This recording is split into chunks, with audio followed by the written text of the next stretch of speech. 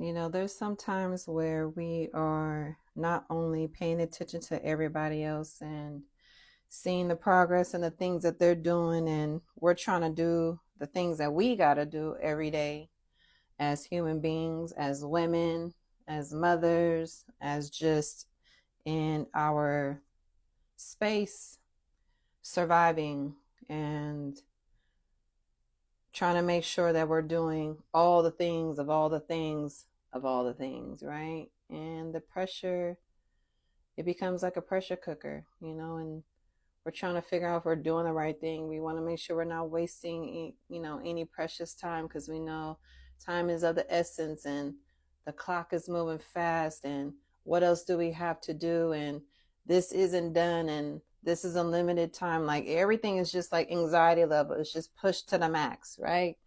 We just keep pushing. We keep going. We keep going. One thing about us as women that I just love and respect so much, as I'm putting on my makeup, y'all, um, is that we're go-getters, we're fighters. We can be relentless and just we just do the best that we can in so many hardship circumstances of our upbringing, and it's amazing how we can endure so much as women. I just messed up my eyebrow, y'all. I'm mad about that. Let me get my little fixer. Hold on. Really? But yeah, we strive for the best. We put so much pressure on ourselves. And it's so hard to remind ourselves, like, hey, hold on. Your heart, your mind, your spirit's like, hey, hold on. We we can't take all this pressure. You putting a whole lot on me.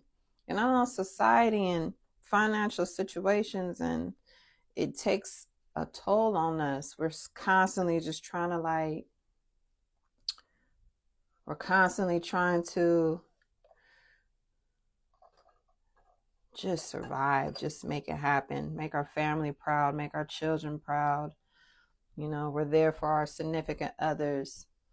And shout out to the ones who feel like they're always the one giving and never receiving the same love, if not the same energy that they're putting out to other people. And they're just like, well, what about me? And the crazy part, sometimes I look at them and I be like, well, their thought process is like, well, what about you? You good. You look put together. You look like you making it happen. You don't look like you don't need no help. You look like you got all the answers. You look like you a boss. You look like you don't need no help or no encouraging words. You look like, you good. Nah, I'm not good. Sometimes I am, but there's times that I'm not. I'm just as human as you. I woke up thinking about things that was stressing me out before my day got started, just like you. I may have had a heartbreak just a few minutes ago or last night, an argument, something I didn't like, something that rubbed me the wrong way, just like you. I just had somebody die and pass away, just like you. I'm fighting for my life, just like you. And it's not a pity party, right? We don't want no pity party, especially as strong women. We ain't looking for no pity party now. We just want to know that we're seen, we're loved, you care, you know, how we care about you. We want the same respect. We want to be checked on. We want to be asked how our day was or whatever. I don't know. It depends on what it is. Some people don't want to be asked that. Just to know that you're there, you cared, and you called about the day, or you text, you know. It wasn't just all about you. So if you that sister, males, if guys, if you listening to, hey, I know I got some male followers, it's all good. But if you are that individual who seem to forget that you talking all about yourself all the time, I need you to just take a breath, check yourself, please. Please check yourself for a moment and realize that it's not all about you. And if you have not asked genuinely about the other person, maybe you need to go on timeout. Maybe you need to go maybe you need to go sit down and reevaluate what friendship really is. What a conversation really is. It's like ping pong. You bounce the ball, you hit it back. You just don't bounce the ball and the ball gets to you and then you just hold on to the ball. You don't ever give it back. That's like passing a blunt. You don't just smoke the whole blunt. You pass it back. You messing up the rotation, right? Come on now. Let's keep it all the way 100 real quick, okay? It's not a you conversation. We all in this. So if you that person who take over the conversation and you don't come up for air, and you just going and going and going like the Energizer Bunny, I'm gonna need you to take that high ass battery pack out your mouth, get it out your mouth, and just breathe. Just relax, okay? I know a few of y'all. Just chill out. Just chill out. Ask the other person how they doing, you know? Now back to the anxiety level of just us as individuals doing everything. You know, you're doing good. You're doing good. And if you don't feel like you're doing good, get around your sisterhood community who can remind you of how far you came, who can remind you that you are doing good. That's who you need to get around.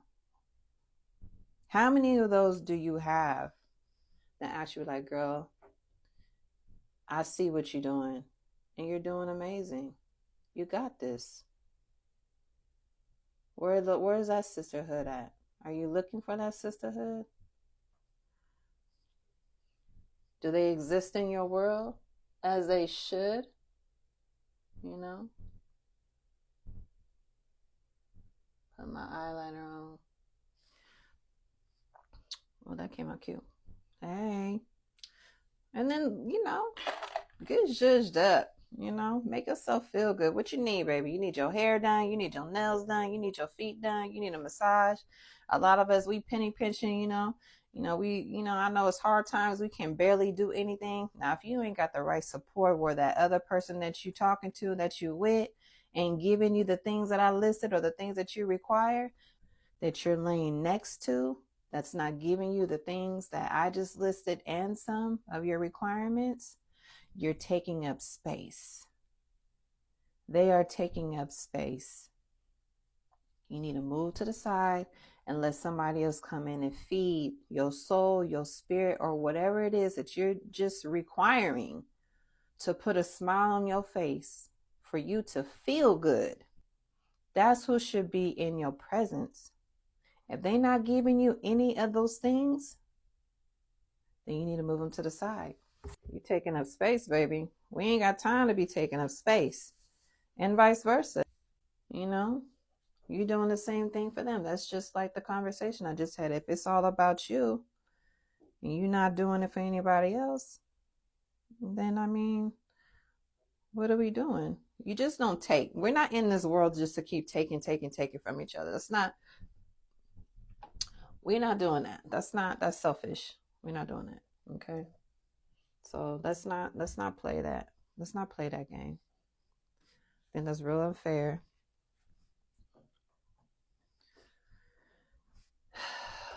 What am I gonna do with this hair? My natural girls. Ooh, and then you rub the scalp, Lord, yes.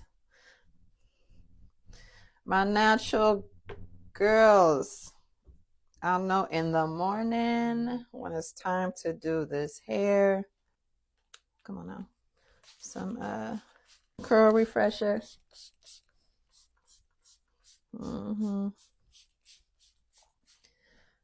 What's your favorite products?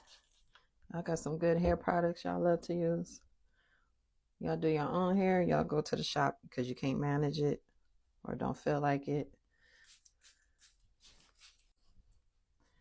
This is my third chop, y'all. If y'all been following my hair journey or just following me in general and seeing my hair journey at the same time, this is my third chop, and for reasons, right? The biggest reason I always stand out is because I didn't tend to myself and I was busy taking care of everybody else, not myself. So I wasn't hydrating my hair that it was needing. And by the time I took it down, it was like, this is a mess to keep up. I'm just gonna cut it. So I just cut it. And I grew it back so long. My hair was super long. And then, wait, let me think. The first time I cut it, I was unhappy. And it was super cute when I cut it. I was unhappy when I cut it. I wasn't nurturing my hair. Boom, cut that. And then my second chop, what happened with my second chop? Why I cut my hair the second chop? I gotta think about it. I know this is my third. I'll come back to you on that. But anyway, this chop was like, okay, now I got my divorce. You know, I was still in the midst of my living situation. We were still living together before she moved out. And even when she came home and she seen all my hair in the trash can, I got that picture too. I took a picture of it. All my hair, all that hair I grew was in a trash can, but I didn't care. First, I knew my hair was gonna grow back. You know, well, you never know, but I was like, this is just hair. It'll grow back. I got a lot of it, and I want to do it right this time, which is what I'm doing now. My hair has never felt so healthy, and my hair has never had these beautiful curls, this curl pattern that's in there, that I love. And that's the thing, just with yourself. My hair journey reminded me of exactly how I was treating my life. You know, I wasn't tending to it. I wasn't using the right things. I wasn't researching on how to really naturally nurture my hair. It's a learning process to learn what works for you. It's not something that you just get right away. That's why we go through these, you know, our childhood, our teenage years, our 20s, our 30s, our 40s, our 50s, our 60s.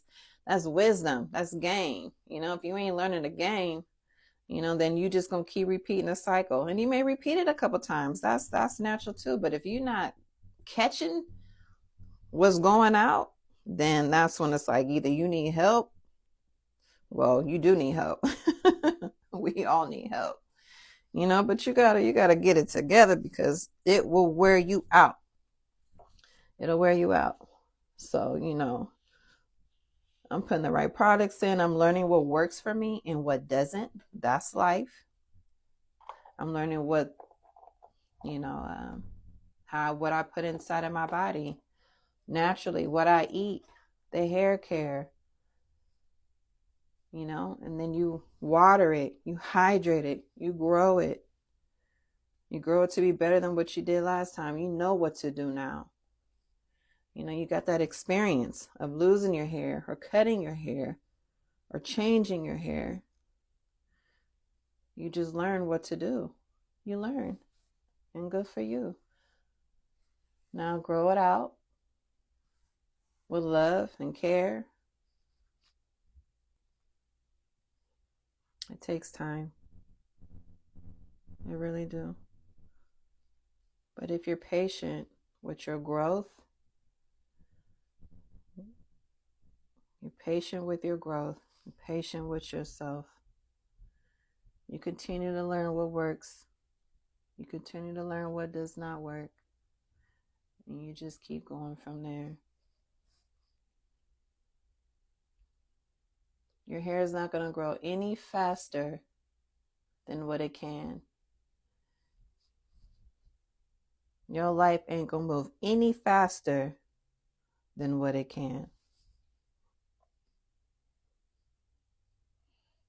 So you got to be patient.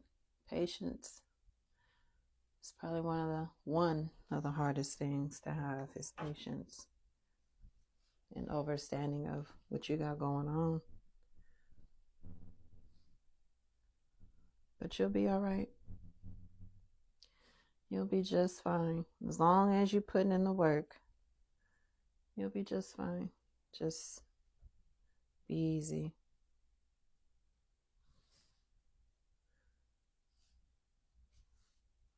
Just be easy. That's the thing.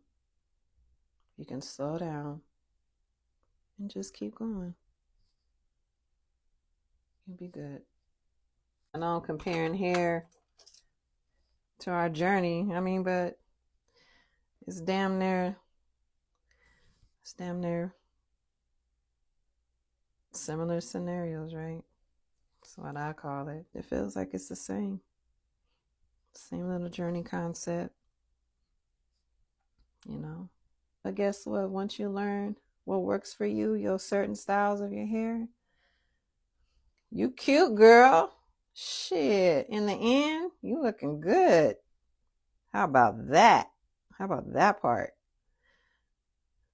Be like, hey, I didn't know what I was gonna do because you see, well, y'all can't see me, but you didn't know what I was gonna do to my hair. But I like what I see, and it's working. And guess what? Honestly, I never tried it the way I'm doing it right now. The way I'm bobby pinning it up.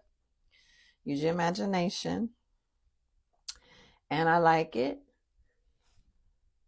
I never thought about it this way, and that's what happens. It's like, shoot, I didn't know what I was gonna do this morning, but guess what? It worked out. It worked out. I'm feeling it. It worked out. So just keep going, babe. Just keep going. You don't know what the outcome is gonna be. You don't know how good you're gonna look in the end. Just know, baby, you're gonna look good. Have a blessed day. Have a good day. And stay tuned for our next conversation piece. I've been trying to start this for a while. I'm just coming on here and just shooting the shit with y'all. But here's the first one. And stay tuned for more.